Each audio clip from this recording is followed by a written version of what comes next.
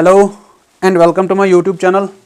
आज जो हमारा टॉपिक है वो है forces and processes affecting earth's crust. कौन से फोर्सेस रिस्पॉन्सिबल है अर्थ's क्रस्ट में, जो अर्थ सरफेस के अपीयरेंस में चेंजेस आती है, उनके लिए जो फोर्सेस रिस्पॉन्सिबल है वही फोर्सेस आज हम पढ़ने जा रहे हैं। अर्थ सरफेस पे जो चेंजेस आती है उनके लिए दो फोर्सेस रिस्पॉन्सिबल है। एक होता है इंटरनल फोर्सेस।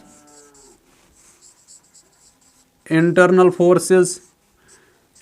फोर्सेस मतलब जो अर्थस इंटीरियर में ऑरिजिनेट होते हैं।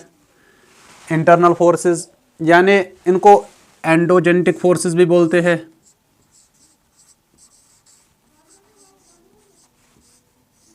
इनको एंडोजेनेटिक फोर्सेस भी बोलते हैं। इंटरनल फोर्सेस वो होते हैं जो अर्थस इंटीरियर में ऑरिजिनेट होता है, जिनका ऑरिजिन अर्थस इंटीरियर में होता है। इनको एंडोजेनेटिक फोर्सेस भी बोलते हैं। फॉर एग्जांपल वोल्केनिक इरप्शन है, अर्थक्वेक्स है, ये वो फोर्सेस है जो अर्थस इंटीरियर में ऑरिजिनेट होते हैं। दूसरा, अगर हम बात करेंगे एक्सटर्नल फोर्सेस की, एक्सटर्नल फोर्सेस वो होते हैं जो आउटसाइड फोर्सेस अर्थस सरफेस के अपीयरेंस में जो चेंजेस लाते हैं, अर्थस क्रस्ट के अपीयरेंस में जो चेंजेस लाते हैं एक्सटर्नल फोर्सेस। इन एक्सटर्नल फोर्सेस को एक्सोजेनेटिक फोर्सेस भी बोलते हैं। एक्सोजेनेटिक फोर्सेस यानी एक्सटर्नल फोर्सेस। ये हुए दो फोर्सेस, एक होता है इंटरनल जो अर्थ सरफेस में इसके अपीयरेंस में चेंजेस लाते हैं, दूसरे हुए एक्सटर्नल यानी एक्सोजेनेटिक फोर्सेस। इंटरनल फोर्सेस में हमने देखे हैं वोल्केनिक इरप्शंस और अर्थक्वेक्स। इसमें अगर हम बात करेंगे एक्सटर्नल फोर्सेस यानी वेदरिंग हुई, इरोजन हुए। अब आज जो इंटरनल फोर्सेस यानी वोल्केनिक इरप्शन, पहला इंटरनल फोर्सेस अगर हम देखेंगे वोल्केनिक इरप्शन। पिछले लेक्चर में हमने वोल्केनिक इरप्शन डिटेल में पढ़ी है, वोल्केनिक इरप्शन होती क्या है। एक्चुअली वोल्केनिक इरप्शन जो होती है वो अर्थस एस्थेनोस्फीयर में मैग्मा की कंसंट्रेशन, उसका वॉल्यूम इंक्रीज होता है, फिर वही मैग्मा अर्थ सरफेस पे पहुंचता है, वहाँ कूल डाउन होने के बाद सॉलिडिफाई होता है, उसके बाद रॉक्स बनते हैं, बाकी जो भी लैंडफॉर्म्स यानी माउंटेन्स, प्लेट्यूज वो सब बनते हैं। वो हुए क्या, वोल्केनिक इरप्शन। अब ये जो वोल्केनिक इरप्शन है इसकी अगर हम बात करेंगे, ये दो तरह की होती है। एक होती है intrusive volcanic eruption.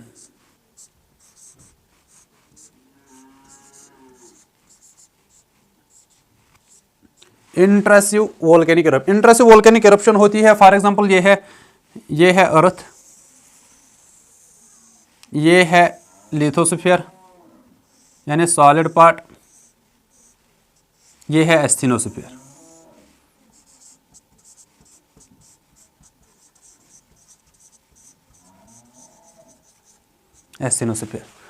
Intrusive volcanic eruption होती है जब इस एस्थेनोस्फीयर से मैग्मा जो है वो अर्थ सरफेस की ओर जाता है, उसको अर्थ सरफेस पे पहुंचना होता है। लेकिन जब यहाँ से मैग्मा निकलता है एस्थेनोस्फीयर से, वो मैग्मा अर्थ सरफेस पे पहुंचता नहीं है, लेकिन ये जो मैग्मा इस अर्थ क्रस्ट में जो रॉक्स होते हैं वो उन रॉक्स में डिपॉजिट होता है, डिजॉल्व होता है। कहाँ पे, क्रस्ट में। कहाँ से निकलता है मैग्मा, यानी वोल्केनिक इरप्शन का जो मैग्मा एस्थेनोस्फीयर से निकलता है वो सरफेस पे पहुंचना चाहता था, लेकिन वो सरफेस पे पहुंच नहीं सकता। इन रॉक्स में जो अर्थस क्रस्ट, उसको बीच में जो रॉक्स मिलते हैं लिथोस्फीयर में, वो उनमें डिपॉजिट होता है, डिजॉल्व होता है।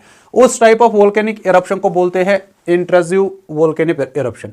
क्यों ये इंट्रूसिव वोल्केनिक इरप्शन, ये जो मैग्मा होता है इसमें सिलिका कंटेंट ज़्यादा होता है। क्या होता है, सिलिका कंटेंट ज़्यादा होता है।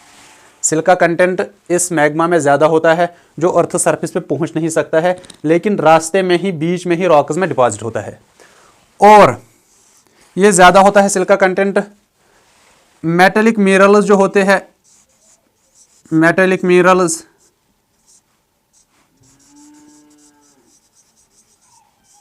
जो मेटेलिक मिनरल्स होते हैं वो लीस्ट क्वांटिटी में पाए जाते हैं। मतलब इनमें सिलिका ज़्यादा होता है, सिलिका की क्वांटिटी, लेकिन मेटेलिक मिनरल्स की क्वांटिटी जो है वो कम होती है। किसमें, इस टाइप ऑफ मैग्मा में। और इस टाइप ऑफ जो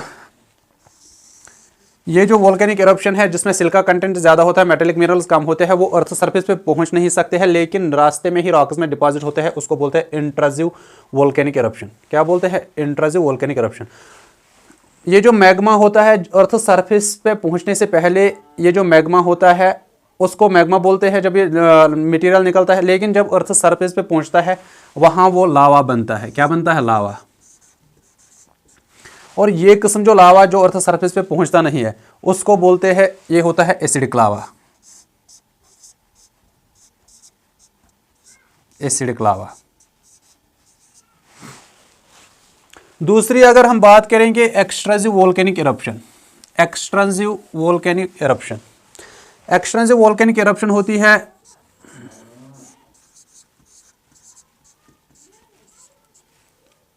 एक्सट्रूसिव वोल्केनिक इरप्शन वो होती है जब ये मैग्मा एस्टेनोस्फीयर से निकलता है लेकिन ये बीच में डिपॉजिट नहीं होता है, अर्थ सरफेस पे पहुंचता है। उस टाइप ऑफ वोल्केनिक इरप्शन को बोलते हैं एक्सट्रूसिव वोल्केनिक इरप्शन। और इसमें जो सिलिका कंटेंट होता है वो लेस होता है, लेस सिलिका कंटेंट होता है, लेस सिलिका। लेकिन जो मेटेलिक मिनरल्स होते हैं, मेटेलिक मिनरल कंटेंट वो ज्यादा होता है। जो मेटेलिक मिनरल्स होते हैं वो ज्यादा होते हैं। और इस टाइप ऑफ लावा को बोलते हैं बेसिक लावा। बेसिक लावा। वोल्केनिक इरप्शन इंट्रूसिव होती है, एक्सट्रूसिव होती है। इंट्रूसिव होती है जब अर्थ सरफेस पे पहुंचती नहीं है, अर्थ सरफेस तक जो रॉक्स मिलते हैं उन्हीं में डिपॉजिट होती है। एक्सट्रूसिव होती है जो अर्थ सरफेस पे पहुंचती है, इन रॉक्स जो उनको बीच में रॉक्स मिलते हैं वहां डिपॉजिट नहीं होते, उसको बोलते हैं एक्सट्रूसिव वोल्केनिक इरप्शन। इस वोल्केनिक इरप्शन में सिलिका कंटेंट कम होता है, मेटेलिक मिनरल्स ज्यादा होते हैं। इस टाइप का जो लावा होता है उसको बोलते हैं बेसिक लावा। अगर हम इसके बाद करेंगे बात वोल्केनोज की। ये जो वोल्केनोज होते हैं उसके बहुत सारे 2-3 किस्में हैं वोल्केनोज की। एक होते हैं एक्टिव वोल्केनो, एक होता है एक्टिव वोल्केनो।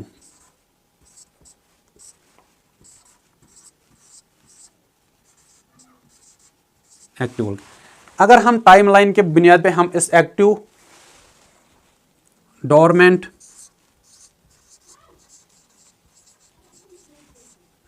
वोल्केनो और एक्सटिंक्ट,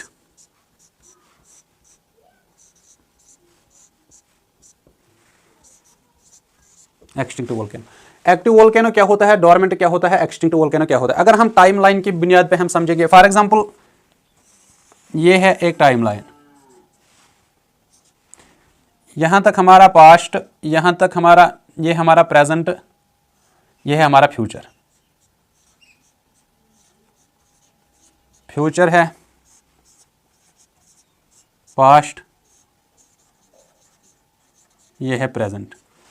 एक्टिव वोल्केनो की अगर हम बात करेंगे, ये अब अगर हम पास्ट में देखेंगे ये रिसेंटली इरप्ट हुए हैं। कौन? एक्टिव वोल्केनो जब रिसेंटली ऐसे ऐसे इरप्ट हुए हैं उन, और जो फ्यूचर में भी इरप्ट होंगे, शॉर्ट इंटरवल ऑफ टाइम के बाद इरप्ट होंगे ऐसे ऐसे ऐसे। मतलब ये हमारा प्रेजेंट है। अगर हम थोड़ी पास्ट की ओर देखेंगे, वो वोल्केनो जो इरप्ट होते हैं, जो इरप्ट हुए हैं, और नियर फ्यूचर में भी इनकी पॉसिबिलिटी बहुत ज़्यादा है इरप्ट होने की, उस किस्म के वोल्केनोस को बोलते हैं एक्टिव वोल्केनो। क्या होते हैं? Active volcano. डोरमेंट वोल्केनो क्या होते हैं? डोरमेंट वोल्केनो होते हैं अगर हम जो पास्ट बहुत टाइम से आवे नहीं है। डोरमेंट वोल्केनो होते हैं जो एक लीनियर लाइन है, मतलब पास्ट बहुत टाइम से ये वोल्केनो आए नहीं है, लेकिन फ्यूचर में इनके आने के चांसेस है। फ्यूचर में इनके आने के चांसेस है। डोरमेंट वोल्केनो मतलब जो पास्ट में वोल्केनो वो आए नहीं है बहुत टाइम से, लेकिन अगर हम फ्यूचर में इनकी पॉसिबिलिटी है कि ये इरप्ट होंगे, उस टाइप ऑफ वोल्केनो को बोलते हैं डोरमेंट वोल्केनो। और अगर हम एक्सटिंक्ट वोल्केनो की बात करेंगे, ये वो वोल्केनोस है जो बहुत सारे टाइम से आए नहीं है, जो बहुत सारे टाइम से आए नहीं है, लेकिन इनकी पॉसिबिलिटी जो फ्यूचर में है वो भी नहीं, उनके इरप्ट होने के पॉसिबिलिटी भी नहीं है।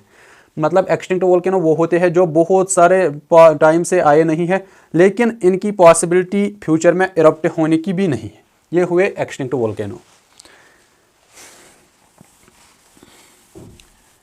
इसके बाद अगर हम और एक इंटरनल फोर्स देखेंगे, यानी अर्थक्वेक्स।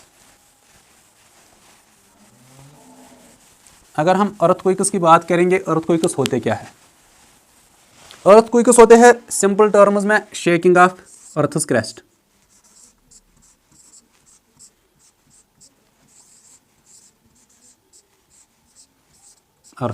अर्थक्वेक होता क्या है? अगर हम सिंपल टर्म्स में समझेंगे, अर्थक्वेक होता है शेकिंग ऑफ अर्थ's क्रस्ट, मतलब अर्थ's क्रस्ट का मूवमेंट होना उसको बोलते हैं शेक होना, उसको बोलते हैं अर्थक्वेक। ये अर्थक्वेक आते क्यों हैं? उनके लिए जो फोर्सेस रिस्पॉन्सिबल है, जो हमने प्लेट टेक्टोनिक थ्योरी में देखे हैं, प्लेट कन्वर्जेंस होती है, प्लेट मार्जिन्स बनते हैं, प्लेट मूवमेंट होता है, प्लेट डाइवर्जेंस होती है, वोल्केनिक इरप्शन होती है, ये सब रिस्पॉन्सिबल होते हैं अर्थक्वेक आने के लिए, मतलब प्लेट मूवमेंट। अब जो अर्थक्वेक आते हैं शेकिंग ऑफ अर्थ's क्रस्ट होती है। क्या होती है? Shaking of earth's crust. अगर फॉर एग्जाम्पल ये है अर्थ, ये है अर्थ's कोर, ये है मेंटल, ये है अर्थ's क्रस्ट।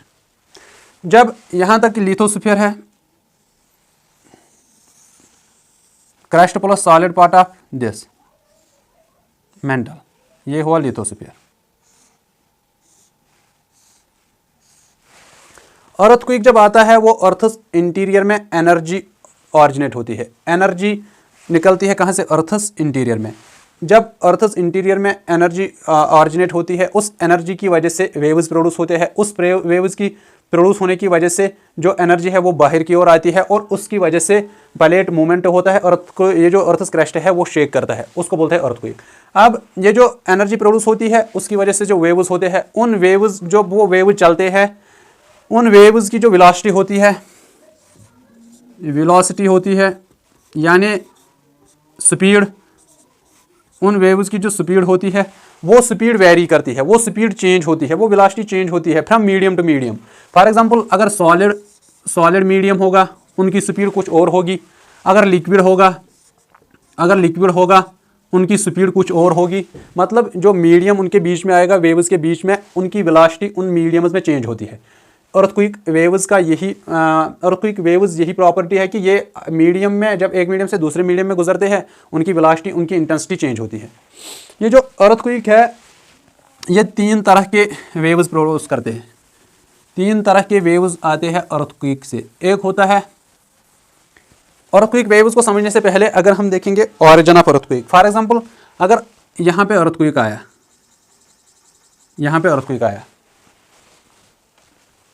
अगर अर्थक्वेक यहाँ पे आया, इस पॉइंट को बोलते हैं फोकस। मतलब अर्थ's इंटीरियर में जहाँ पे अर्थक्वेक का ऑरिजिन होगा, जहाँ पे एनर्जी प्रोड्यूस होगी, उस पॉइंट को बोलते हैं फोकस। ये है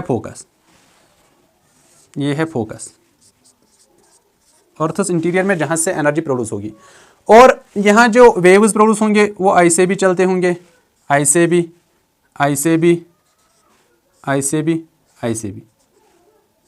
और अर्थ सरफेस पे वो पॉइंट, ये है अर्थ सरफेस, इस अर्थ सरफेस पे वो पॉइंट जहां पे ये वेव पहले फील की जाएगी, ये वेव पहले पहुंचेगी, उस पॉइंट को बोलते हैं एपिसेंटर।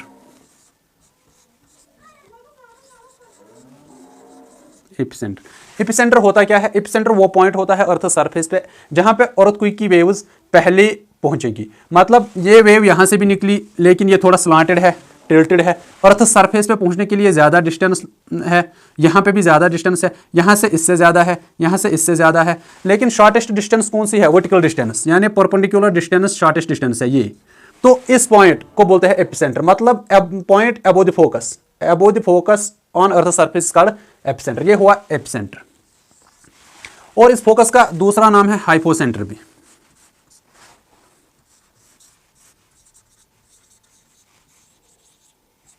फोकस भी हमने समझा जहां पे एनर्जी प्रोड्यूस होगी, और एपिसेंटर भी हमने समझा है जहां पे पहले वेव पहुंचेगी, और पहले wave perpendicular distance, shortest distance, perpendicular distance होती है, और वो फोकस के अबो जो पॉइंट है उसको बोलते हैं एपिसेंटर। अब एपिसेंटर भी समझा, फोकस भी समझा है। अब ये जो अर्थक्वेक है ये 3 किस्म के वेव्स प्रोड्यूस करते हैं। जब एनर्जी प्रोड्यूस होती है, अर्थक्वेक आता है, इसकी वजह से 3 तरह के वेव्स प्रोड्यूस होते हैं। एक होता है P waves.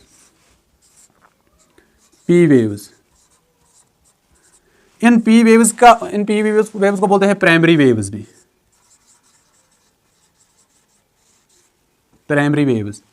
In primary waves को, पी वेव्स को बोलते हैं पुश वेव्स भी।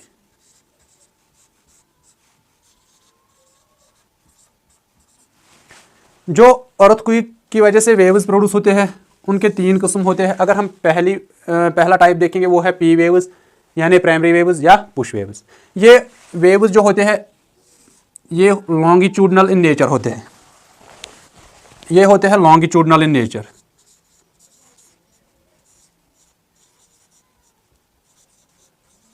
लॉन्गिट्यूडनल होता क्या है, ये P waves, primary waves, push waves longitudinal होते हैं। Longitudinal for example sound waves की ओर, जैसे साउंड वेव्स लॉन्गिट्यूडनल वेव्स होते हैं, साउंड वेव्स।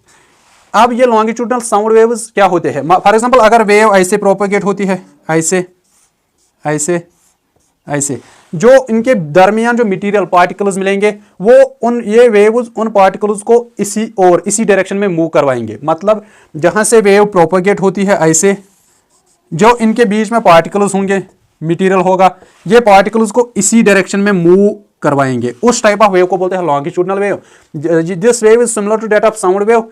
सो पी वेव, प्राइमरी वेव और push wave are also called, they propagate just like sound waves, यानी they are longitudinal waves. ये हुए पी वेव्स। पी वेव्स की एक खुसूसियत है, ये जो पी वेव्स है ये मीडियम में, सॉलिड में भी चलते हैं, लिक्विड मीडियम में भी चलते हैं और गैसवस मीडियम में भी चलते हैं। लेकिन एक पॉइंट है, ये जो P waves, primary waves, push waves होते हैं ये लिक्विड में डिफ्लेक्ट होते हैं। जब इनका मीडियम, जब ये प्रोपेगेट होते हैं ऐसे, आगे अगर यहाँ पे लिक्विड आएगा,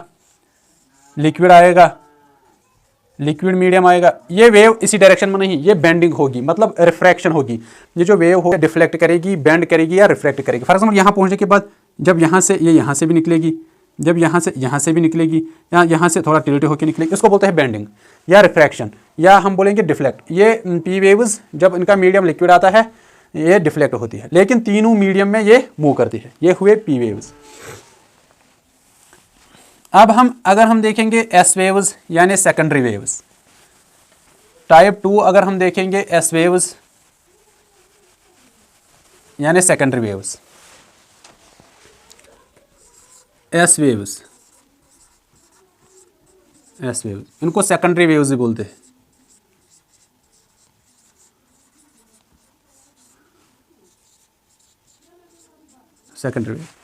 सेकेंडरी वेव्स इनकी एक खुसूसियत है, ये सॉलिड में मूव करती है। अगर इनका मीडियम लिक्विड आएगा या मोल्टन स्टेट आएगा, ये सॉलिड वेव्स, ये सेकेंडरी वेव्स यानी एस वेव्स एब्जॉर्ब होते हैं। क्या होते हैं? एब्जॉर्ब। किस मीडियम में? ये मोल्टन और लिक्विड मीडियम में एस वेव्स एब्जॉर्ब होते हैं। सो इनमें से एक पॉइंट याद रखना है, ये दे मूव ओनली इन सॉलिड्स। कहाँ पे? ये सॉलिड्स में ही चलती है,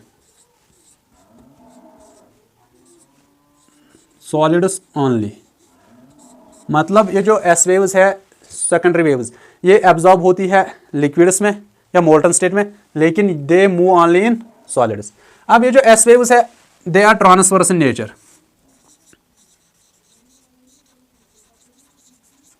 ट्रांसवर्स इन नेचर मीनिंग क्या होती है? मतलब हमने अभी पी वेव्स देखे हैं वो लॉन्गिट्यूडनल इन नेचर थे, अब हम देखते हैं एस वेव्स, ये transverse in nature. Transverse in nature means अगर ये वेव ऐसे प्रोपोगेट करती है, ये वेव ऐसे चलती है, इनके दरमियान जो मीडियम आएगा, पार्टिकल्स आएंगे, मटेरियल आएगा, ये इस मीडियम को मूव करवाते हैं। कैसे करवाते हैं? 90 डिग्रीज पे। मतलब ये वेव है, ये मीडियम है, जब ये वेव ऐसे आई, ये मीडियम जो आगे ये ऐसे मूव करेगा, कुछ ऐसे जाएगा, कुछ ऐसे, लेकिन यहाँ जो एंगल बनेगा ये 90 डिग्री है, 90 डिग्री एंगल बनेगा।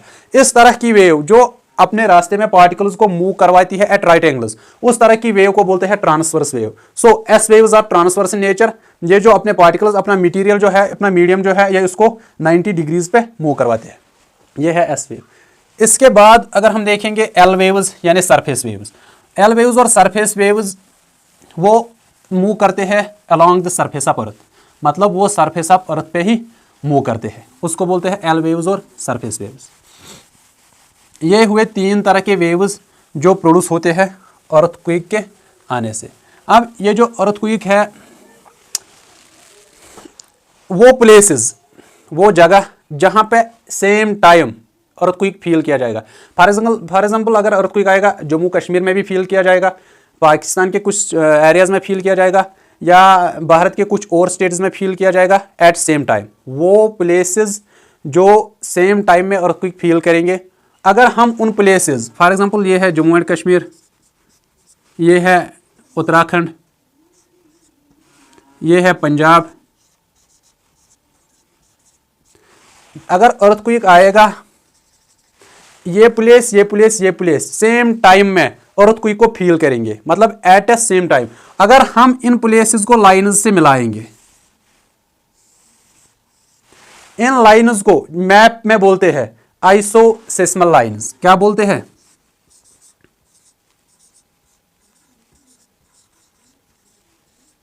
आइसोसेस्मल लाइन्स। कौन सी लाइन्स? वो लाइन्स जो सेम टाइम में अर्थक्वेक को फील करेंगे, वो प्लेन्स जो सेम टाइम में अर्थक्वेक को फील करेंगे एट से, उन लाइन्स को जब हम मिलाएंगे उनको बोलते हैं, ये जो प्लेसेस है जो सेम टाइम में अर्थक्वेक को फील करेंगे, उन लाइन्स को मिलाने से बनते हैं कोसेस्मल लाइन्स है। आइसोसेस्मल लाइन्स नहीं, कोसेस्मल लाइन्स, कोसेस्मल लाइन्स। और अगर यही प्लेसेस, वो प्लेसेस जो सेम इंटेंसिटी से अर्थक्वेक फील करेंगे, मतलब जो इंटेंसिटी उत्तराखंड में होगी, अगर वही इंटेंसिटी पंजाब में भी होगी, अगर वही इंटेंसिटी जम्मू एंड कश्मीर में भी होगी, इन प्लेसेस को अगर हम लाइन से ज्वाइन करेंगे मैप पे, उन लाइन्स को बोलते हैं आइसोसेस्मल लाइन्स।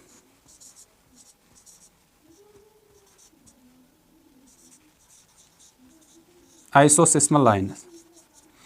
अब कोसेस्मल लाइन्स क्या होते हैं? वो प्लेसेस जो सेम टाइम में अर्थक्वेक फील करेंगे, और आइसोसेस्मल लाइन्स वो होते हैं जो वो प्लेसेस जिनको हम लाइन से ज्वाइन करेंगे जो सेम इंटेंसिटी से अर्थक्वेक को फील करेंगे। ये हुए कोसेस्मल लाइन्स और आइसोसेस्मल लाइन्स। ये जो अर्थक्वेक होता है, और एक कंसेप्ट है इसमें shadow zone. Shadow zone of earthquake क्या है? Shadow zone. Shadow zone, earthquake shadow zone जो होता है, ये वो एरिया होता है जहां पे अर्थक्वेक वेव्स जो होंगे वो पहुंचते नहीं है। वो एरिया जहां पे अर्थक्वेक वेव्स पहुंचते नहीं है, जहां पे अर्थक्वेक वेव्स को फील नहीं किया जाता है, उस एरिया को बोलते हैं शैडो जोन। फॉर एग्जांपल अगर ये अर्थ है, ये है कोर, ये है मेंटल और क्रस्ट, यहां पे अर्थक्वेक हुआ है, वेव्स ऐसे। अब हम पहले पी वेव्स की बात करेंगे। पी वेव्स की प्रॉपर्टी हमने देखी है, वो लिक्विड में भी चलते हैं लेकिन डिफ्लेक्ट होके, सॉलिड में तो चलती ही है। और ये हुए वेव्स, ये और एक वेव हुई शॉर्ट डिस्टेंस, यानी ये एपिसेंटर हुआ, ये फोकस हुआ। अब ये जो क्या है, ये मोल्टन स्टेट में है। किस में है? मोल्टन स्टेट में, कोर। जब यहाँ से वेव आएगी, ये यहाँ से भी वेव चलेगी, यहाँ से भी वेव चलेगी, यहाँ से भी वेव चलेगी, यहाँ से भी चलेगी, यहाँ से, और अर्थक्वेक वेव। पी वेव्स की हम बात करेंगे। किसकी? P waves. जब ये पी वेव यहाँ पे पहुँचेगी, यहाँ पे अब मोल्टन स्टेट आया, यहाँ पे घुसने के बाद अगर इसने ऐसे मूव किया, या दूसरी वेव आएगी ऐसे मूव किया, या ऐसे मूव किया, मतलब अर्थक्वेक वेव्स कहाँ पे पहुँचे नहीं। डिफ्लेक्ट होने के बाद ये जो एरिया है, ये एरिया जहाँ पे अर्थक्वेक वेव्स पहुँचे नहीं है, इस एरिया को बोलते हैं शैडो जोन। क्या बोलते हैं? Shadow zone. जहां पे अर्थक्वेक वेव्स फील नहीं की जाएंगी, न पहुंचती है, उसको बोलते हैं शैडो जोन। ये हुई पी वेव्स की बात। अगर हम अब एस वेव्स की बात करेंगे, एस वेव्स का शैडो जोन कैसे होता है? एस वेव्स की प्रॉपर्टी क्या है? अगर ये अर्थ है, ये है कोर, यहां पे अर्थक्वेक हुआ, एस वेव्स की मैं बात करता हूं, यहां से भी वेव चले गए, यहां से भी, यहां से भी, यहां से भी, यहां से भी, यहां से, यहाँ से, यहाँ से, लेकिन यहाँ से क्यों नहीं गई? क्योंकि एसएस की प्रॉपर्टी है, वो एब्जॉर्ब होती है लिक्विड में, मोल्टन स्टेट में। ये कोर मोल्टन है, यहाँ पे वेव आई, ये खत्म हुई, यहाँ पे भी ये खत्म हुई।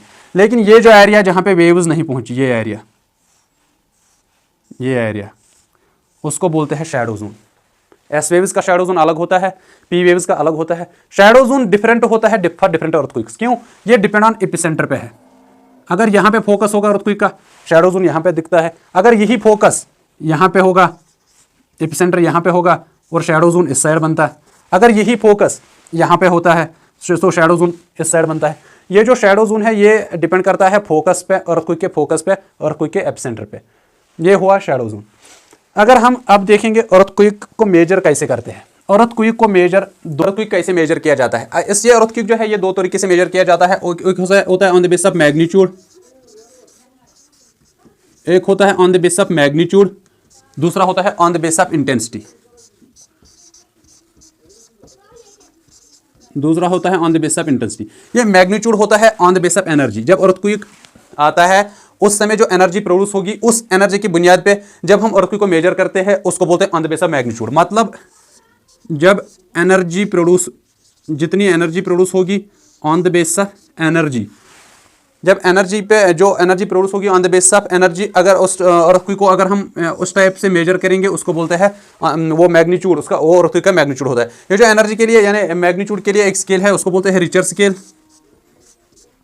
रिचर स्केल, ये जो रिचर स्केल है इस पे जो लिमिट होता है वो होता है 1 to 10 पॉइंट्स होते हैं इस स्केल पे।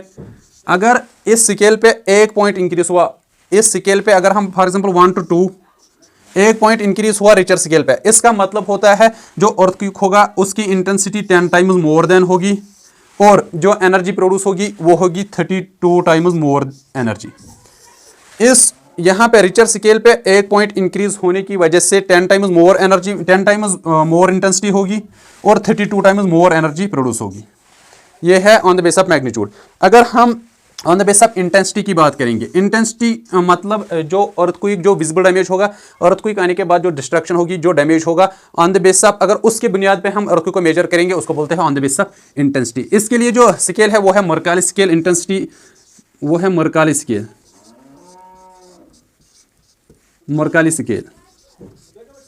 ये जो मर्काली स्केल है इस पे 12, इस पे 10 पॉइंट से 1 to 10 और 1 से कम जो अर्थक्वेक वो कंटिन्यूसली आते रहते हैं, लेकिन जो ये स्केल इससे कम अर्थक्वेक को मेजर नहीं करते, वो लिटिल मूवमेंट होता है अर्थ का, वो आते रहते हैं। लेकिन ये जो मर्काली स्केल है इस पे जो पॉइंट्स होते हैं वो होते हैं 1 to 12 points, 1 to 12 points on scale. कौन सी scale? Mercalli scale. On the base of intensity Mercalli scale है। ये मर्काली ये सिस्मोलॉजिस्ट था, इटालियन सिस्मोलॉजिस्ट था Mercalli. On the base of Mercalli scale intensity हम मेजर करते हैं, उस पर पॉइंट्स होते हैं 1 to 12। और ये जो लेटेस्ट स्केल है जो geological survey of USA geological survey ने जो अर्थक्वेक का नई एक स्केल, उसी से हम अब मेजर करते हैं अर्थक्वेक की इंटेंसिटी, वो है मोमेंट मैग्नीट्यूड स्केल। कौन है? Moment magnitude scale. Geological survey of USA ने जो इस्तेमाल किया है वो है moment magnitude scale, magnitude scale. Moment magnitude scale नई स्केल है जिसे अर्थक्वेक मेजर करती है। आज के लिए इतना ही, मिलते हैं अपने नेक्स्ट लेक्चर में।